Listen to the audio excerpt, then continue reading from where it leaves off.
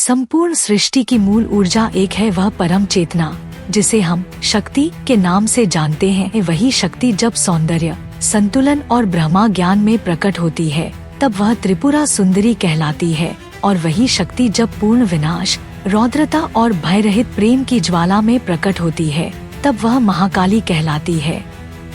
त्रिपुरा सुंदरी और काली दोनों देवी एक ही परम स्रोत की अभिव्यक्तियां हैं। दो दृष्टिकोण, दो पथ, दो अनुभव, परंतु सत्य की ओर जाने वाले द्वार दोनों ही हैं। त्रिपुरा सुंदरी वह देवी है जो समस्त सौंदर्य, आकर्षण, आनंद और ब्रह्मा स्वरूप की अधिष्ठात्री हैं। उनका स्वरूप श्री विद्या में प्रकट होता है, एक अत्यंत गूढ़ तांत्रिक साधना जो न केवल आध्यात्मिक मुक्ति देती है बल्कि सांसारिक सुख, लक्ष्मी, आकर्षण और भोग को भी दिव्यता में परिवर्तित कर देती है।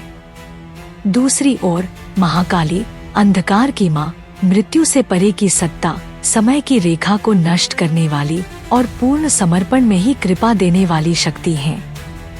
वह साधक से सब कुछ छीन लेती है, अहंकार, पहचान और यहाँ तक कि स्वयं का स्व, ताकि शुद्ध चैतन्य को अनुभूत किया जा सके। इन दोनों के बीच का अंतर केवल बाह्य रूप में है। त्रिपुरा सुंदरी रसमयी है, सौंदर्य की अधिष्ठात्री, और काली नैशेष है, समय की भक्षक। लेकिन दोनों ही भीतर परम ज्ञान को प्रकट करती हैं। तंत्र के दो पथ हैं, दक्षिण मार्ग और वाम मार्ग। दक्षिण मार्ग में श्री विद्या, सौम्यता, यंत्र, मंत्र, ध्यान और शुभ आचरण की प्रधानता है। वाम मार्ग में महाकाली की उपासना, शव साधना, रात्रि काल की तपस्या और भय को पार करने वाली साधनाएं आती हैं। त्रिपुरा सुंदरी वह है जो ब्रह्मा, विष्णु, रुद्र तीनों लोकों की अधिष्ठात्री हैं, और उनका यंत्र, श्री यंत्र, ब्रह्मांडीय संरचना का रहस्य है। वह तीनों पुरों की सुंदरी है, जागृत, स्वप्न और सुषुप्ति अवस्थाओं से परे की सत्ता। वहीं काली उस्तुरीय अवस्था की अधिष्ठात्री है जो सभी अवस्थाओं को निगल जाती है। जब साधक अपने जीवन में सौंदर्य, लय, प्रेम, आकर्षण, परिवार, समाज और समृद्धि के साथ आध्यात्मिकता चाहता है तब त्रिपुरा सुंदरी की उपासना सर्वोत्तम होती है। वहीं जब साधक पूर्ण विरक्ति, भय से परे, मृत्यु को सामने रखकर साक्षात्कार चाहता है तब काली का मार्ग उसे बुलाता है। त्रिपुरा सुंदरी का पथ सहज दिखता है लेकिन वह अत्यंत सूक्ष्म है। उसमें नियमों की सख्ती, दीक्षा की गहराई और अत्यंत शुद्धता की आवश्यकता होती है। वहीं काली का मार्ग अराजक प्रतीत होता है लेकिन वह भीतर से अनुशासन, संपूर्ण समर्पण और मानसिक शून्यता की मांग करता है। त्रिपुरा सुंदरी मंत्र, श्री, ब्रह्मांड की मूल रचना ऊर्जा है। वहीं काली का बीज, क्री, रचना को भस्म करने वाला है। एक ब्रह्मा की शक्ति है, दूसरी महाकाल की।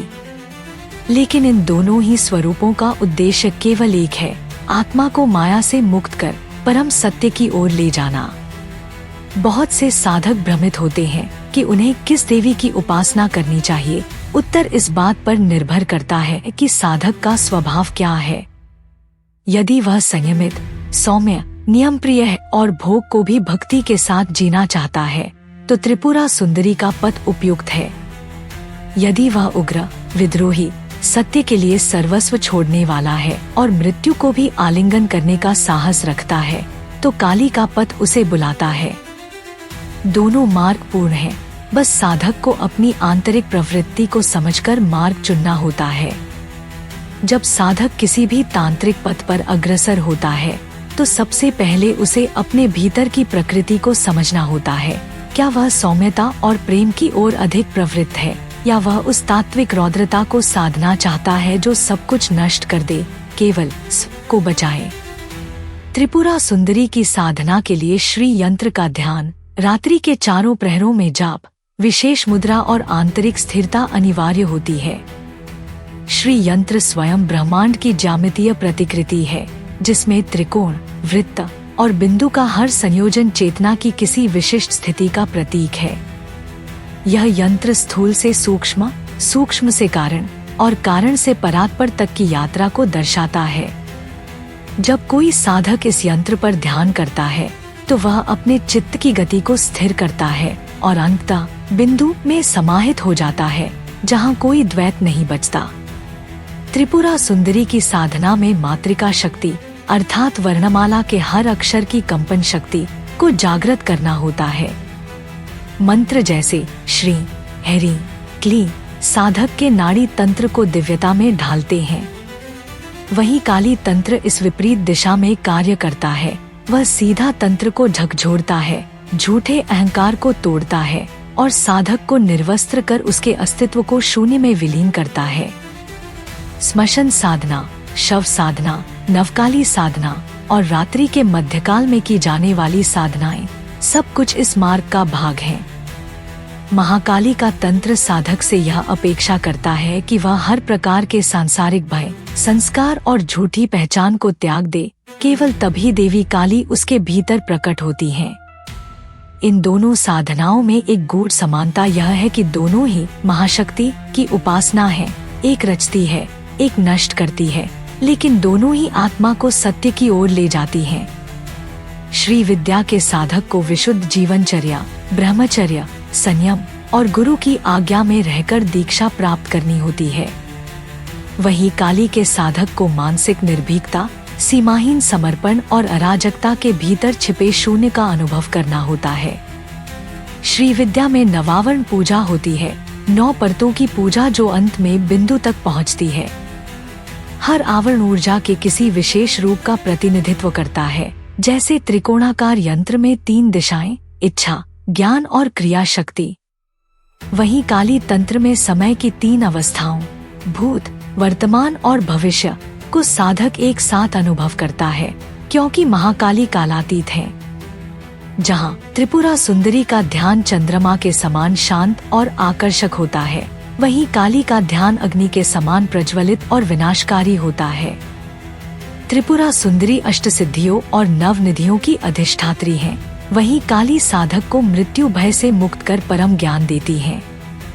त्रिपुरा सुंदरी का मंत्र पंचदशी है, 15 अक्षरों का अत्यंत शक्तिशाली तांत्रिक मंत्र जो केवल दीक्षा द्वारा ही प्राप्त किया जा सकता है।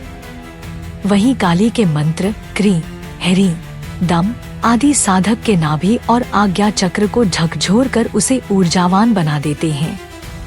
जो साधक त्रिपुरा सुंदरी की साधना करता है वह नारीत्व, प्रेम, सौंदर्य, संगीत, कविता और सूक्ष्म भावों की तीव्रता को अनुभव करता है। वह भीतर से सौंदर्यपूर्ण बनता है। जो साधक काली का पथ चुनता है वह भीतर से अंधकार में प्रवेश करता है, अपने भीतर के भय, क्रोध, वासना और मृत्यु को स्वीकार करता है और उसी से पार होता है। तंत्र में यह कहा गया है, रौद्रम रौद्रात परं नास्ति, अर्थात सबसे महान शांति भी सबसे गहन रौद्रता के पार मिलती है। दोनों ही रूप त्रिपुरा और काली साधक के भीतर ही स्थित हैं। त्रिपुरा सुंदरी साधक के हृदय में प्रेम की अग्नि जलाती है, वहीं काली साधक के मूलाधार में जमी गहराइयों को झकझोर देती है। दोनों ही कुंडलिनी को जगाती हैं, परंतु प्रक्रिया भिन्न होती है।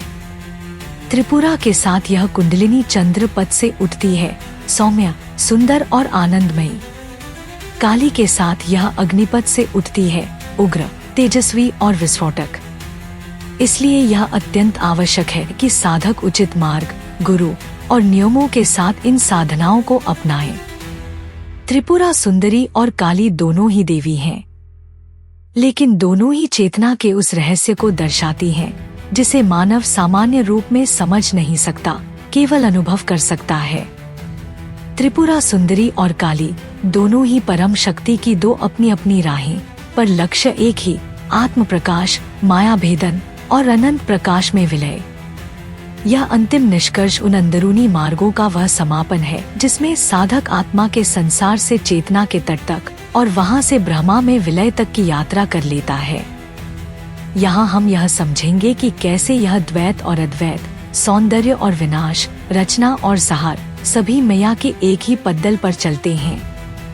जब साधक त्रिपुरा सुंदरी के पथ पर अग्रसर होता है तो वह सौंदर्य की अग्नि को अपने हृदय में जागृत करता है, मोक्ष और भोग का संगम साधना में उतारता है। वह बुद्धि और प्रेम का अनोखा मिश्रण करता है, जिसमें अंतरात्मा की गूढ़ सौंदर्यता का उद्घाटन होता है। जब वह श्री यंत्र पाठी, नवरात्र जाप, रात्रि के आवरण और बीज मंत्र श्रीं श्रीं बजाता है, तब वह ब्रह्मांडीय संकेतों को अपने अंदर आत्मसात करता है और देवी का रूप पूरक रूप से उसके स्वभाव में उतरता है। साधक का स्वरूप सौंदर्यवान, आकर्षक और संतुलित हो जाता है तथा उसके जीवन में आनंद और सौभाग्य की सौगात आती है। ब्रह्मचर्य की लौ नहीं बुझती, बल्कि प्रेम की ऊर्जा में विस्फोट होती है, जिससे वह मन, वाणी, कर्म सभी में सौम्यता और संतुलन को ले आता है। यह पथ उत्प्रेरित शिक्षा, श्रद्धा, संयम, गुरु संस्थान और विद्या पर आधारित है। अब जब साधक काली की राह चुनता है तो वह अपनी सबसे निर्भीक दृष्टि से खुद को तमस, मृत्यु, समय और भय की वास्तविकताओं के सामने रखता है। यहाँ मृत्यु नहीं भय को, बल्कि स्वयं की सीमाओं को पिरोकर जन्म देना होता है। समाधि में वह खुद को नंगा कर देता है, निहत्था और विवेक मुक्त। नवरात्र, स्नान, मंत्र जाप, क्रीं, ह्रीं, दल, काली न केवल शब्द हैं, बल्कि धरती की ऊर्जा को संलिप्त करने वाली तंतुओं की संरचना है। काली भक्त को श्मशान, अर्धरात्रि, शव, रुद्राक्ष, वामाचरण और मौन आत्मा की आत्म साक्षात्कार प्रक्रिया को मानना पड़ता है। उस प्रक्रिया में समय थम जाता है, एक एकांत स्थिति जिसमें साधक मृत्यु के मुख से दृश्य जगत को देखता है और समझता है कि ब्रह्मा का वह रूप जो सृजन नाश है, वह आत्म देवता ही है। यह अत्यधिक तार्किक नहीं, अनुभूति परक है। यहाँ शब्द विफल, अनुभूति जीवंत होती है। साधक की समझ यह हो जाती है कि आकाश धरा, सृजन विनाश, सुख दुख, यह सभी एकता की विभेद मात्र हैं और काली सभी को एक बिंदु में पिघला देती है। ऐसे व्यक्ति की दृष्टि मृत्यु रिसने की नहीं, बल्कि मृत्यु पार करने की होती है और फिर वह अंतरात्मा का प्रशांत साक्षी बन जाता है। जम और अखंड मुक्ति का अनुभव जो त्रिपुरा पथ में भी आता है, काली पथ में अधिक तीव्र, धारदार और विनाशकारी होता है। इन दोनों मार्गों में भले अभाव के इतने अंतर क्यों हैं, यदि दोनों ही लौकिक और लोकपूर्ण शून्य का पथ दिखाते हैं? क्योंकि आत्मा सर्वत्र रहती है, सृजन में, विनाश में, जड़ में, चेतना में और परम शून्य में। त्रिपुरा पथ में यह सर्वत्र विलय सौंदर्य से संवेदित होता है। मैं ब्रह्मा, मैं प्रेम, मैं आनंद की अनुभूति। काली पथ में यह शून्य, मौन और अमूर्तता से अनुभवित होता है। डरो मत, मैं मृत्यु नहीं, मैं शून्य हूँ की चेतना। इस अंतर को समझना साधक के लिए गहरा ज्ञान है। उसका स्वरूप ही सब कुछ तय करता है। इसलिए साधक को विवेकपूर्वक मार्ग चुनना चाहिए, प्रकृति के अनुसार।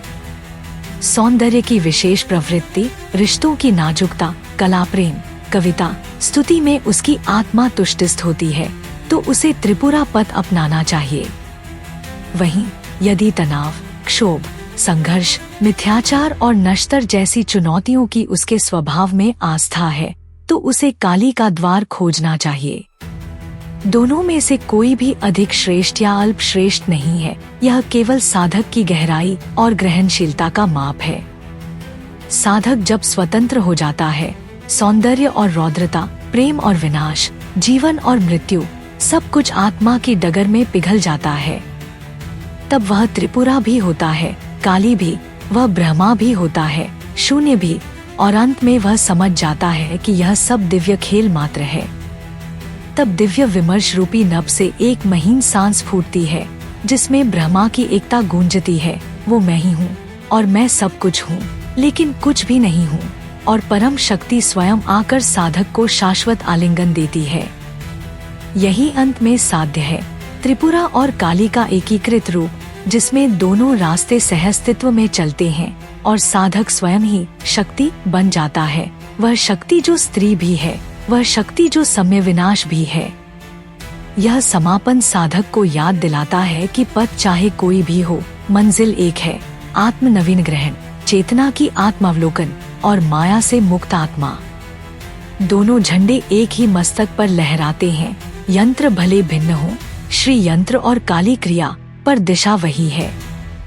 इसी ज्ञान के साथ साधक आगे बढ़ता है। विद्या, शक्ति विद्या की चमक उसके भीतर यूं फूटती है जैसे प्रथम प्रभात की किरण अंधकार को चीर जाती है, और वह जान जाता है कि त्रिपुरा भी, काली भी परम राशि है, जो केवल प्रतिष्ठा की बात नहीं बल्कि आत्मा का अपना अनुविक्रय है। साधक तब पूर्णता में उतर जाता है, वो में आनंद भी और शून्य भी, सौंदर्य भी और तरंग भी। वह पथ पर चलता है तो बौद्धिक नहीं बल्कि आभासी पथिक बन चुके होते हैं, जहाँ बनना और रहना माया बन जाती है और माया रूप ही ब्रह्मा हो जाती है। यह है अंतिम उपदेश, जो शब्दों से नहीं बल्कि आत्मा के परे सुनना होता है। और इसीलिए त्रिपुरा और काली, पर्याप्त सुंदर और पर्याप्त विनाश, बस एक ही शक्ति के दो चेहरे हैं, दो राहें और एक ही लक्ष्य, अनंत प्रकाश। साधक जब इसे जान लेता है तभी वह अपनी निर्भयता, अपनी उपलब्धता और अपनी मुक्ति को वास्तविक समझ पाता है।